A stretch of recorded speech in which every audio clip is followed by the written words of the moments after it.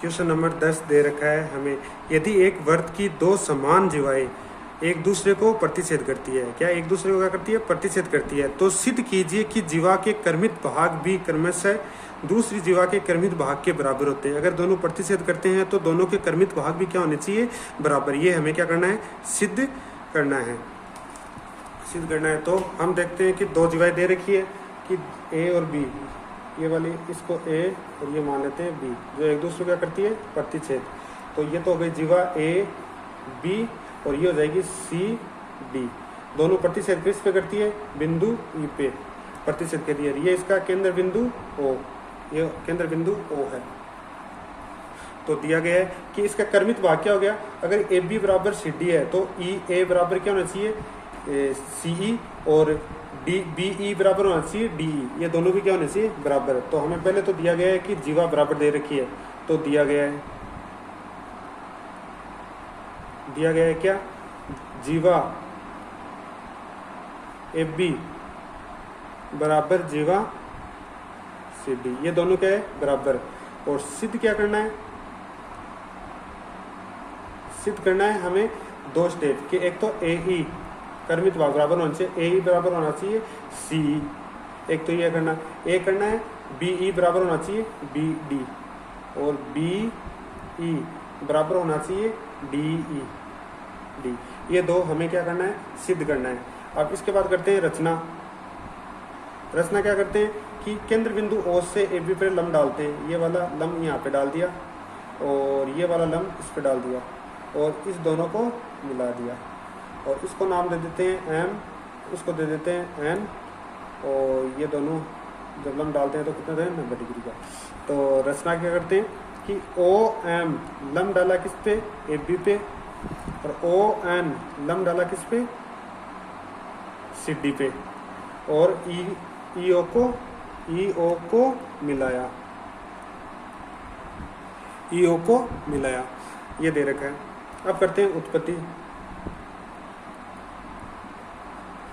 उत्पत्ति के अंदर क्या करते हैं कि हमें दे रखा है कि ए बी बराबर सी डी, कि जीवा ए बी और सी डी क्या है, बराबर है। ये हमें दिया गया है, ये तो हमें दिया गया है। और अब क्या है, ये केंद्र से क्या डाल रही है, इस पे दोनों पे ये क्या केंद्र क्या करिए, दोनों को लंब समद्विभाजन। तो केंद्र जीवा का समद्विभाजन करता है, यानी कि दो भागों में बांटता है, समद्विभाजन करता है।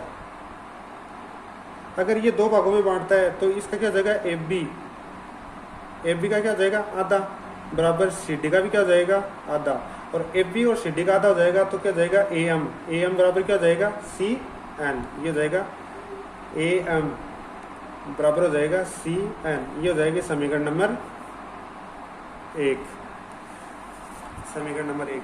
अब क्या करना है, ये दोनों बराबर है। अब हम लेंगे त्रिभुज, कौन सा, ये वाला त्रिभुज लेंगे एम ओ ई, और एक लेंगे एन ओ ई। तो लिखते हैं त्रिभुज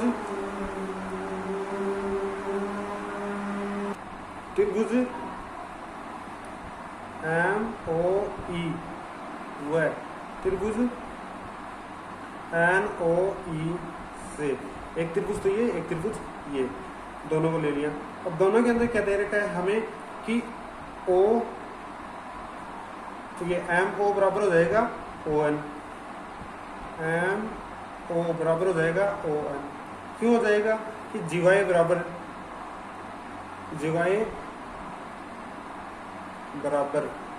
तो केंद्र से दूरी भी क्या आती है, तो केंद्र से हमने प्रमेय भी पढ़ ली है, केंद्र से दूरी भी बराबर,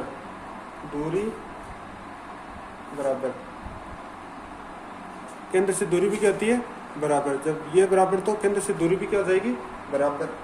एक चीज तो आ गई। एक ये हमें दे रखा है ओ ई बराबर ओ ई, ये दोनों में क्या आ गया, उभयनिष्ठ। अब एक चीज और चाहिए हमें, तो इसको मान लेते हैं कोण नंबर 1, इसको मान लेते हैं 2। तो कोण 1 बराबर कोण 2, ये हो जाएगा 90 डिग्री, इस 90 डिग्री। अब 3 चीज मिल गई। और तो ये दोनों त्रिभुज क्या हो जाएंगे, सर्वांग सम त्रिभुज MOE बराबर है सर्वांग सिम है NOE बाई RHS नियम से, RHS नियम से। ये क्या है, दोनों RHS नियम से सर्वांग सम। अगर ये दोनों सर्वांग सम है तो हमें क्या चाहिए, ME, ये वाला ME बराबर क्या हो जाएगा, NE, ME बराबर हो जाएगा NE बाई CP से कॉरस्पॉन्डिंग पार्ट हो कॉन्ग्रेट ट्रायंगल का, कि सर्वांग सम भाग क्या होते हैं, बराबर होते हैं। अब ये हो गया, ये हो गया। इसको दे देते हैं समीकरण नंबर 2। अब क्या करते हैं, समीकरण नंबर 1 व 2 को जोड़ने पर, ये समीकरण 1 और ये समीकरण 2 दोनों को जोड़ते हैं तो इधर वाला AM प्लस ये हो जाएगा ME बराबर इधर हो जाएगा CN प्लस NE। अब AM प्लस CN, इस पूरी को क्या लिख सकते हैं, इन पूरी को लिख सकते हैं AE और इसको लिख सकते हैं CE, ये दोनों बराबर हो गए। और इसको दे देते हैं समीकरण नंबर 3। एक तो सिद्ध हो गया कि ये वाला AE बराबर AC। अब हमें दे रखा है कि जीवा AB बराबर दे रखा है CD, ये तो हमें दिया गया है। और ये क्या है, AE, इसको हमने क्या कर लिया, सिद्ध। AE बराबर C, इसने को कर लिया हमने सिद्ध। और दोनों को क्या कर देते हैं, माइनस, इन दोनों को कर देते हैं माइनस।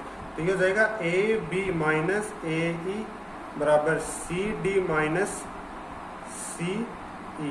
अगर AD में से E गया तो क्या बच गया हमारे पास, BE, तो BE बराबर हो जाएगा BE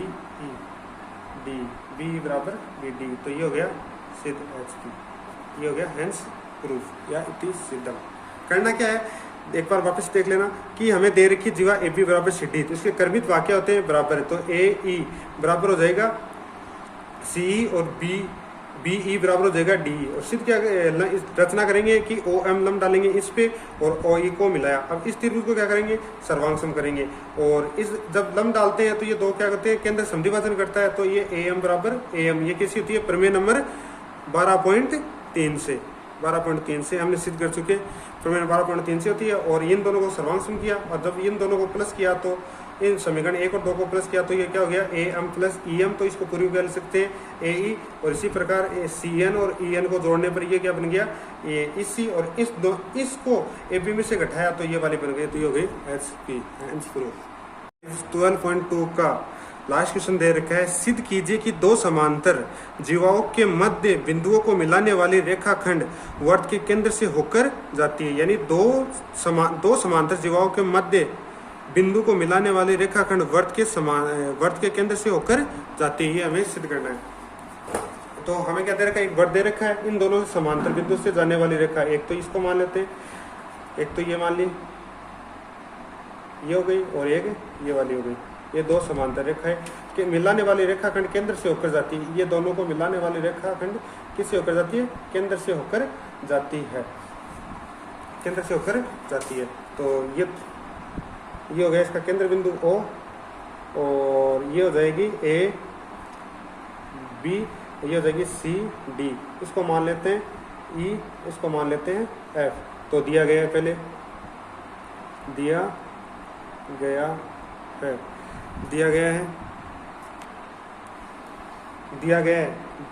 AB समांतर है CD, ये दोनों क्या है, समांतर रेखा। और सिद्ध क्या करना है,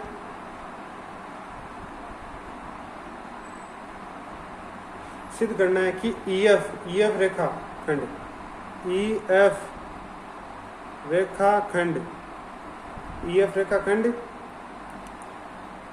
रेखाखंड है जो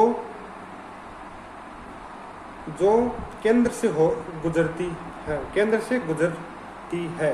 जो केंद्र से गुजरती है। ये वाली क्या है, केंद्र से गुजरती है। अब करते हैं उत्पत्ति। उत्पत्ति केंद्र क्या है कि जीवा ये वाली जीवा और मध्य बिंदु से समकोण बनाती है। मध्य बिंदु से क्या बनाती है? समकोण पर।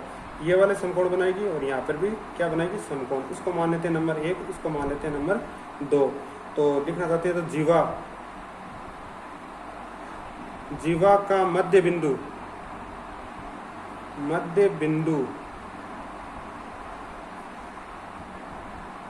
केंद्र से समकोण बनाता है। केंद्र से समकोण बनाता है तो कोण 1 बराबर कितना हो जाएगा? 90 डिग्री। इसी प्रकार ये कितना 90 डिग्री बनाता है, तो नीचे भी कितना बनाएगा? 90 डिग्री। तो कोण 2 बराबर कितना जाएगा? 90 डिग्री। और अब क्या करते हैं, दोनों कोणों को जोड़ देते हैं कि कोण 1 प्लस कोण 2 तो कितना जाएगा? 90 प्लस 90। तो ये तो जाएगा कोण 1 प्लस 1 तो कितना जाएगा? कोण 1 प्लस कोण 2 बराबर कितना जाएगा? 180 डिग्री। ये हो गया 180 डिग्री। अब ये दो समांतर रेखा है, इनके बीच का योग कितना है? 180 डिग्री। तो इसको क्या बोलते हैं? अंतः केंद्र, अंतः कोण। इसको क्या बोलते हैं? अंतः कोण। और अगर ये अंतः कोण बन गया तो ये वाली कौन सी रेखा हो जाएगी? दो समांतर रेखा वाली तिर्यक रेखा। तो अतः EF क्या है? एक तिर्यक रेखा।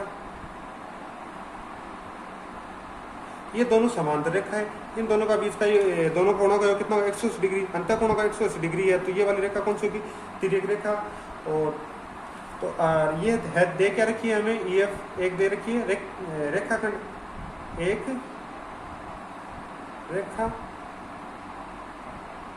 रेखाखंड है। EF क्या? रेखाखंड। अब ये तिर्यक रेखा है, ये क्या है? EF रेखाखंड है। तो EO ये क्या है?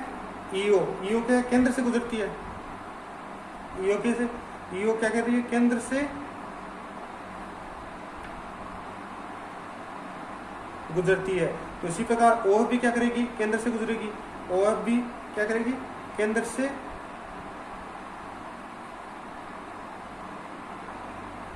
गुजरती।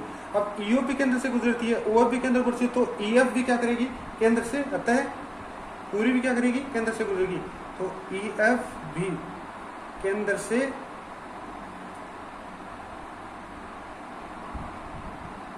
गुजरने वाली रेखाखंड है।